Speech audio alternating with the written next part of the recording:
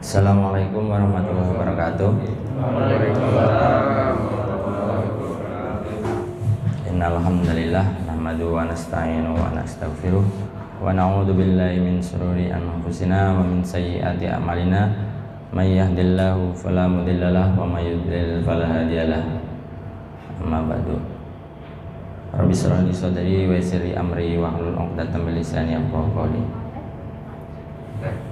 Pertama-tama marilah kita panjatkan puji syukur kita kehadirat Allah Subhanahu wa taala yang telah melimpahkan rahmat, hidayah serta inayahnya kepada kita semua sehingga kita bisa berkumpul di majelis yang insyaallah berkah ini di hari Jumat yang hari yang istimewa dan juga waktu yang istimewa juga. Salawat serta salam senantiasa tercurah kepada junjungan kita Nabi besar Muhammad Sallallahu Alaihi Wasallam yang telah membawa kita dari zaman kegelapan menuju zaman terang benderang dengan ajaran-ajarannya yang sudah diajarkan. Semoga kita dapat mengambil mencontoh beliau.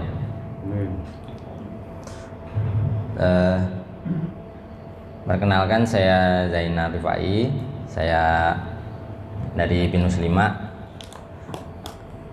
dikasih amanat untuk mencoba mengisi Jumber kali ini, dan mungkin ini saya masih belajar ya ini Pak. Jadi kalau misalnya masih banyak kekurangan, saya mohon maaf yang sebesar-besarnya. Saya akan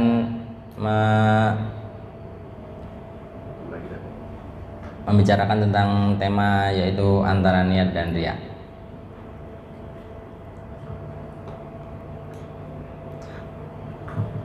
Niat itu dari bahasa Arab, yaitu niat adalah keinginan dalam hati untuk melakukan suatu tindakan yang ditujukan hanya kepada Allah.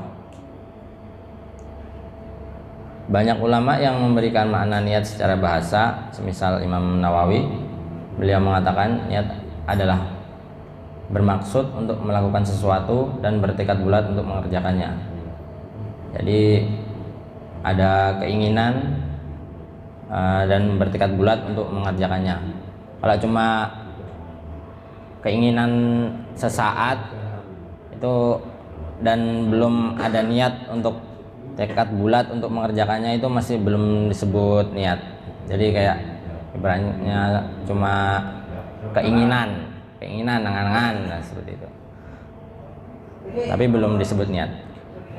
Pendapat lain mengatakan niat adalah maksud yang terdapat dalam hati seseorang untuk melakukan sesuatu yang ingin dilakukan. Ini seperti di dalam hati. Niat itu tempatnya di dalam hati. Jadi hanya diri sendiri yang tahu, dan hanya diri sendiri dan Allah yang tahu. Kemudian ini hadis niat, innamal a'malu binniyat, dan seterusnya. Ini sudah banyak yang kita ketahui. Ya, saya bacakan artinya saja.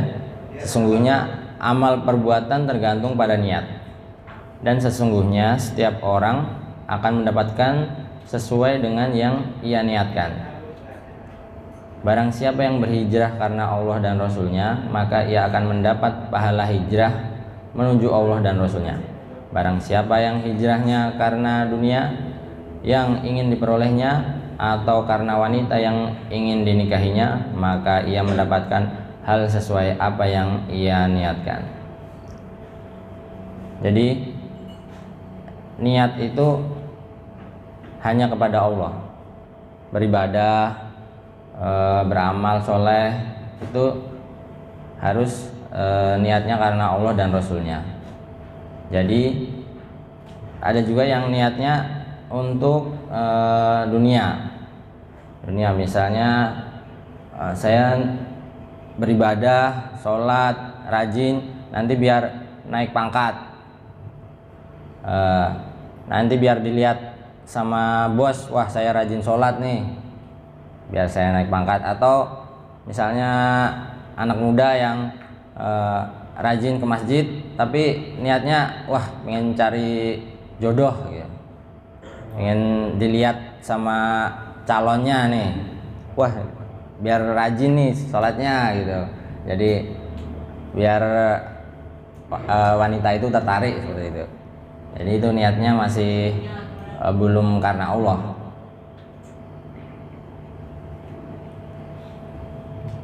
Kemudian fungsi niat. Fungsi niat pertama adalah untuk membedakan manakah adat kebiasaan, manakah ibadah. Misalnya adalah puasa. Puasa berarti meninggalkan makan, minum, dan pembatal lainnya. Namun terkadang seseorang meninggalkan makan dan minum karena kebiasaan atau diet. Misalnya tidak makan selama seharian, nggak makan nasi, nggak makan minum. Tapi karena nggak diniati puasa, jadi nggak dapat apa-apa. Terus tanpa ada niat mendekatkan diri pada Allah. Terkadang pula maksudnya adalah ibadah. Terkadang perbuatan kita sehari-hari juga bisa menjadi ibadah. Misalnya bekerja kan kebiasaan kita yang dilakukan sehari-hari.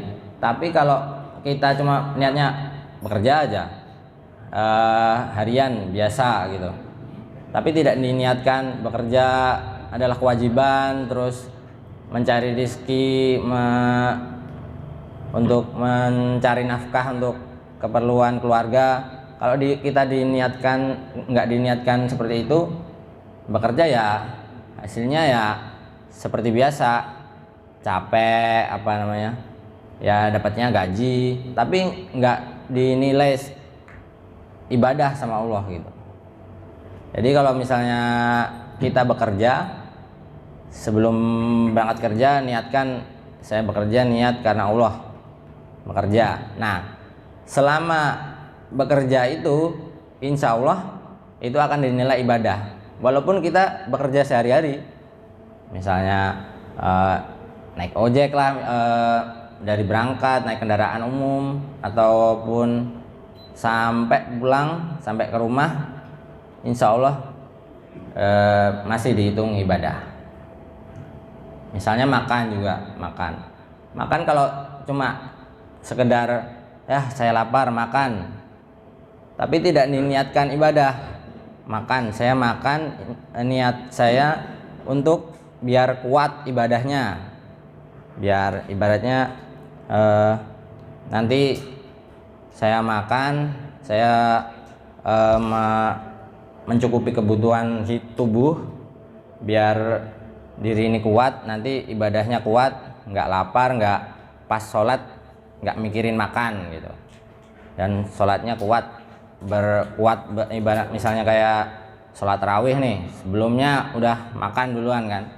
Nah ini bisa insya Allah nanti saya sholatnya bisa kuat 23 rakaat gitu. Terus kemudian olahraga misalnya. Nah olahraga kalau cuma untuk membuat badan atletis atau seperti itu, ya dapatnya ya itu aja. Tapi kalau diniatkan ibadah, olahraga, saya niat menjaga kondisi fisik saya, sudah diberikan Allah tangan, kaki, sudah dikasih kesehatan. Nah, saya mensyukuri nikmat Allah ini dengan olahraga. Nah itu insya Allah olahraga aja, lari, terus misalnya badminton atau futsal, nah itu insya Allah dihitung ibadah juga. Bahkan tidur pun bisa jadi ibadah. Tidurnya misalnya malam nih sebelum tidur diniatkan, Bismillah saya tidur, semoga ini istirahat saya berkualitas, terus nanti malam saya mau bangun tahajud, semoga bangun terus saya bisa ibadah. Nah itu insya Allah bisa juga dinilai ibadah. Oleh karena itu hal ini perlu dibedakan dengan niat. Kalau tidak ada niat, maka ya hanya perbuatan kita sehari-hari. Kemudian fungsi kedua adalah untuk membedakan satu ibadah dan ibadah lainnya.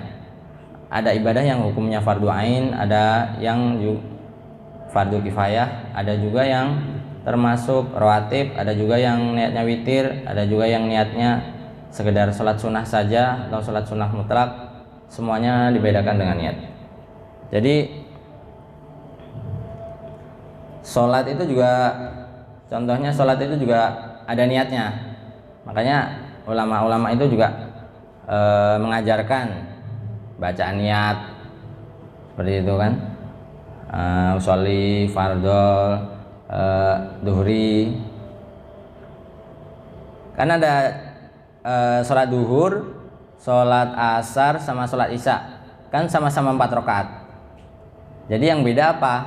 Ya niatnya. Juga misalnya sholat tahiyatul masjid, sholat dengan sholat subuh, kan sama-sama 2 rakaat. Nah itu bedanya dari niat.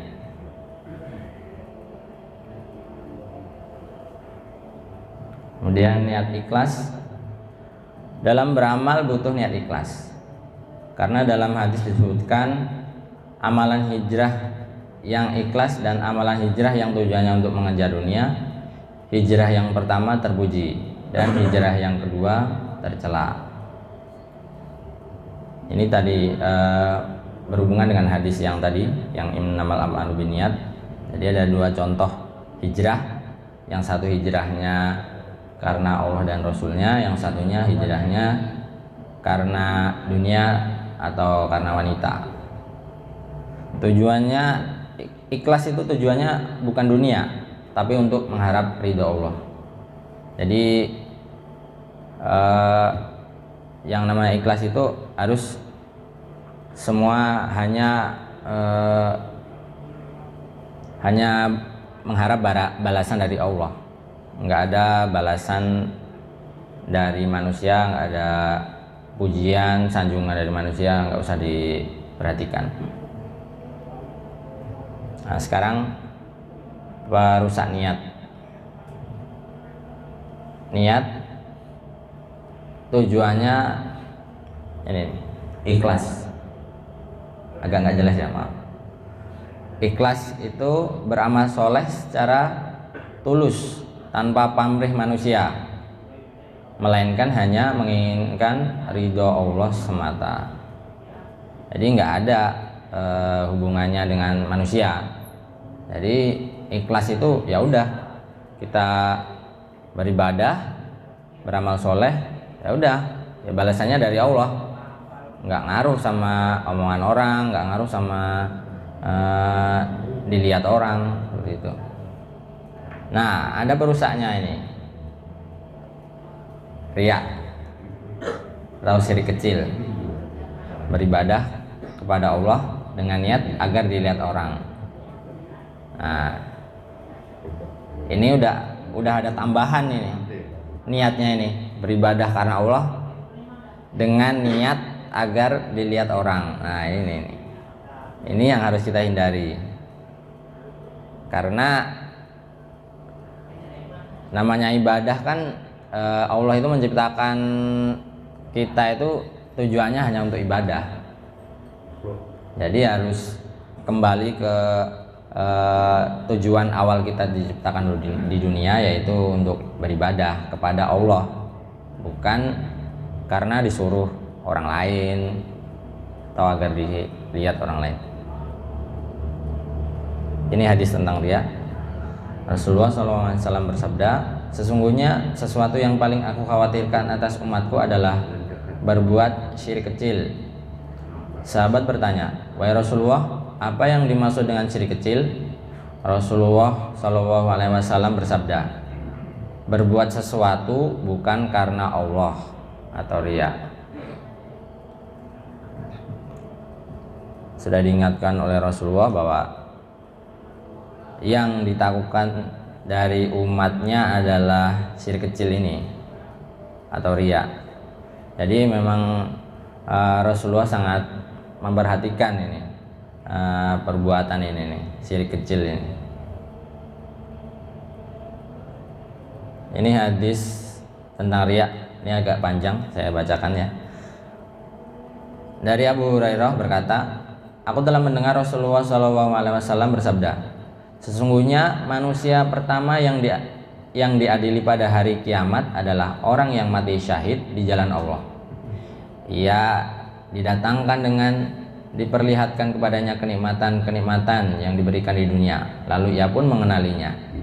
Allah bertanya kepadanya, amal apakah yang engkau Allah berkata bertanya kepadanya, amal apakah yang engkau lakukan dengan nikmat-nikmatku itu? Yang menjawab, aku berperang semata-mata karena engkau sehingga aku mati syahid. Allah berkata, engkau dusta, engkau berperang supaya dikatakan seorang yang gagah berani. Memang demikian yang telah dikatakan tentang dirimu. Kemudian diperintahkannya malaikat agar menyeret orang itu atas mukanya dengan tertelungkup, lalu dilemparkan ke neraka. Ini orang yang mati syahid ini, tapi dia niatnya agar dipuji orang, dikatakan pemberani. Dia katakan orang yang gagah berani. Nah, Allah tahu ini niatnya orang ini, maka pada saat hisab, makanya dia dihitung orang yang hanya mengharapkan perkataan gagah berani dari orang lain, makanya dia langsung dilemparkan ke neraka. Kemudian Rasulullah SAW melanjutkan sabdanya, berikutnya orang yang diadili adalah seorang yang menuntut ilmu dan mengajarkannya serta membaca Al-Quran. Ia didatangkan dan diperlihatkan kepadanya kenikmatan-kenikmatannya, maka ia pun mengakuinya. Kemudian Allah menanyakannya, amal apakah yang telah engkau lakukan dengan kenikmatan-kenikmatan itu? Ia menjawab, aku menuntut ilmu dan mengajarkannya serta aku membaca Al-Quran hanyalah karena engkau. Allah berkata, engkau dusta, engkau menuntut ilmu agar dikatakan seorang yang alim atau berilmu, dan engkau membaca Al-Quran supaya dikatakan seorang qori atau pembaca Al-Quran yang baik. Memang begitulah yang dikatakan tentang dirimu. Kemudian diperintahkan malaikat agar menyeret atas mukanya dan melemparkannya ke dalam neraka.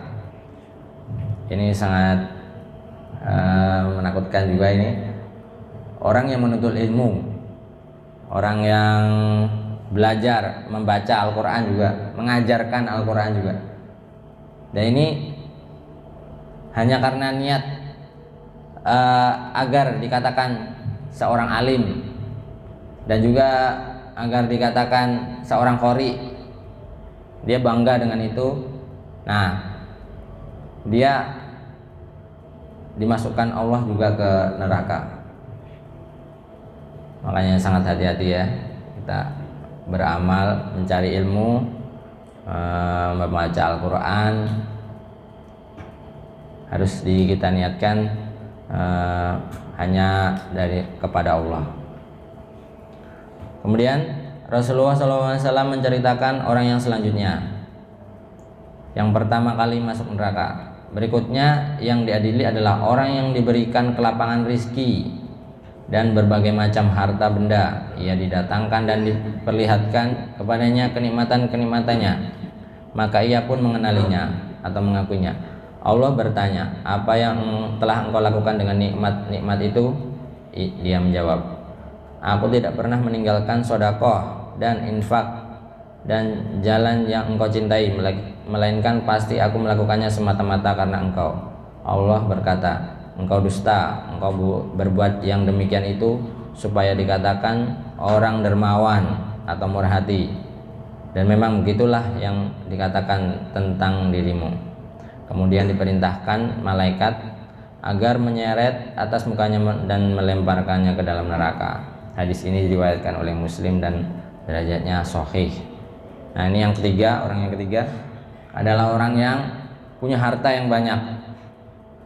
Dia bersedekah, berinfak, tapi niatnya agar dikatakan orang yang dermawan. Nah,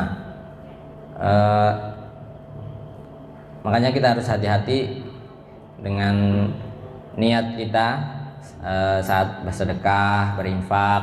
Nah, itu semata-mata karena Allah, dan jangan sampai kita dipamer-pamerkan lah ibaratnya. Jadi untuk menghilangkan riya ini. Nah, ini tips untuk menghindari riya. Yang pertama adalah membiasakan niat untuk beribadah semata-mata hanya untuk Allah dan tidak menginginkan pujian dari orang.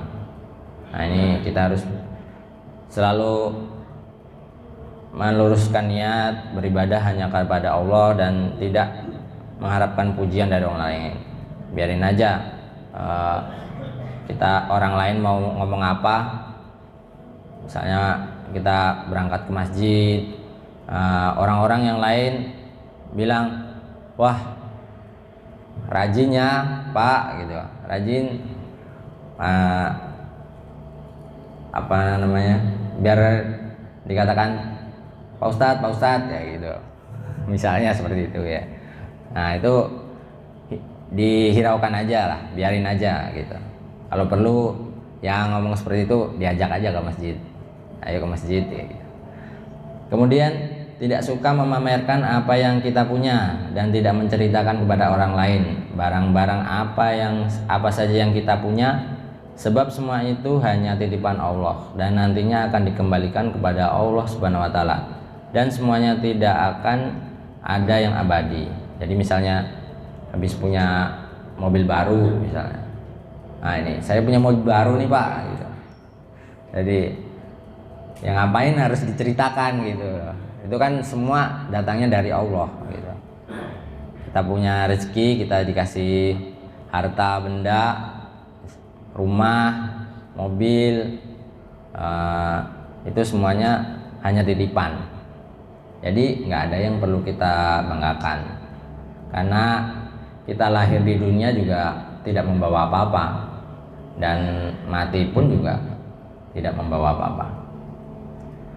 Kemudian membiasakan diri selalu bersyukur atas segala sesuatu yang telah Allah berikan dan yang kita punya, tanpa mengeluh sedikit pun dan tidak mengurangi segala nikmat yang telah Allah berikan. Lakukan amalan sembunyi-sembunyi. Jadi ini untuk melatih menghindari riya lah. Jadi misalnya beramal yang orang lain nggak tahu, misalnya sholat tahajud di rumah gitu. Bisa sholat tahajud itu udah bagus banget, cuma nanti siangnya jangan diceritain sama orang lain, tadi malam saya sholat tahajud gitu. Atau sedekah misalnya, sedekah nih, wah ada pembangunan masjid nih, saya sedekah 1 juta gitu.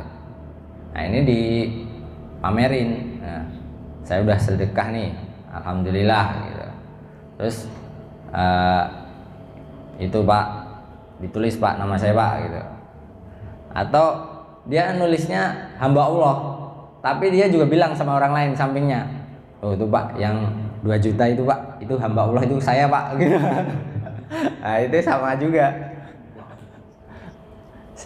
itu. Jadi kalau bisa melakukan amalan sembunyi-sembunyi, bahkan ada perkataan jangan sampai tangan kiri tahu apa yang dilakukan tangan kanan. Jadi sampai seperti itu. Ada pernah saya dengar cerita seorang ulama zaman dulu itu, dia ulama terkenal, tapi pas dia meninggal orang yang memandikannya itu kaget, ini kok punggungnya ini keras, nggak tahu nih kok bisa punggungnya keras, ini punggungnya kasar kayak kuli bangunan gitu. Setelah diselidiki, nah sebelum kiai ini meninggal, sebelum ulama ini meninggal itu tiap malam itu ada karung beras atau karung gandum itu di depan rumah orang miskin-miskin. Tiap malam itu, jadi paginya itu orang miskinnya buka pintu, wah ini ada rezeki, ada gandum, ada beras gitu. Tiap malam. Dan tidak ada yang tahu. Taunya setelah ulama ini meninggal, nah ini udah berhenti nih, nggak ada lagi yang ngasih beras atau gandum itu. Nah itu sampai segitunya ulama ini melakukan amalan yang sembunyi-sembunyi sampai nggak ada yang tahu siapa yang ngasih itu. Nah ini untuk menghindari riya. Kemudian ketika mengerjakan suatu amalan ibadah dan amal soleh, maka selalu didasari niat ikhlas karena Allah Subhanahu wa Ta'ala. Nah ini saya ambil dari banyak di online ya. Ini ada yang di status Facebook, sholat tarawih tadi malam alhamdulillah bisa khusyuk. Jadi dia tadi malam sholat tarawih, kelihatannya bagus nih, alhamdulillah bisa khusyuk. Tapi habis itu di posting di sosmed, nah, di Facebook, Instagram gitu. Ini nih contohnya.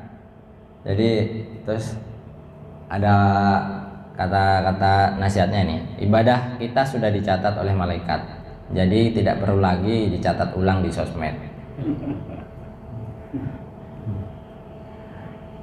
Kemudian ini amalan hangus karena update status. Ini banyak nih contohnya. Alhamdulillah sholat duha ini sangat nikmat ya. Alhamdulillah puasa hari ini lancar gitu. Nah, biasanya kalau pas lagi bulan Ramadan, nah itu maghrib udah selesai, alhamdulillah udah azan maghrib gitu. Alhamdulillah puasa hari ini lancar gitu. Rusak juga ini amalannya. Alhamdulillah bisa sholat tarawih dengan keluarga gitu. Alhamdulillah sudah membaca dan tadarus Al-Quran gitu. Kemudian alhamdulillah bisa bangun di sepertiga malam. Nah ini tadi udah sembunyi-sembunyi, udah bagus ini sebenarnya salat tahajud di rumah, tapi karena update status ini nih bahaya. Kemudian ini yang terakhir nih, alhamdulillah bisa tawaf di sini sambil selfie nih, belakangnya Ka'bah. Nah, ini nih sangat hati-hati nih Pak, udah jauh-jauh ke tanah suci, tapi karena update status ini jadi hilang amalannya.